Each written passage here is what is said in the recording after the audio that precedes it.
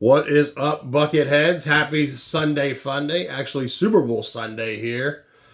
Kind of a scary time for you sports fans because this is the last football game until the next 5 months. What other way to talk about some scary things than two horror movies that are in my bucket collection?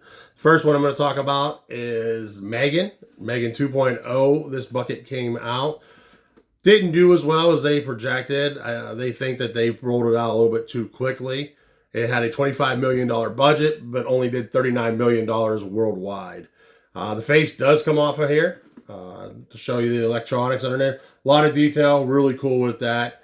It's kind of interesting time right now with AI and the way things are going as technology progresses and AI starts to become more relevant, and people getting a little bit nervous with that. Is things like this going to happen? Are they going to take over when they start to communicate with each other? I had a friend of mine, he was in Atlanta, Georgia.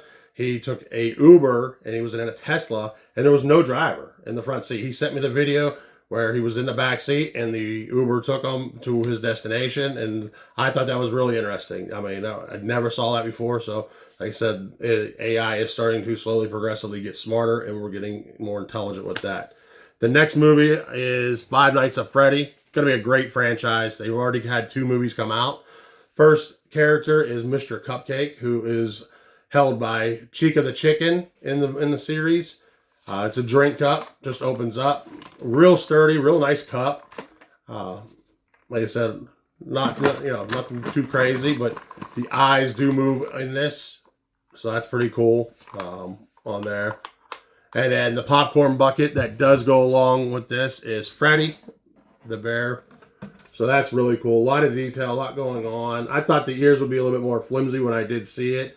But, everything's pretty sturdy on here. The hat does open up for the popcorn. There is a plastic strip from the battery. Let me take that off. And then it makes the eyes light up, which is really cool.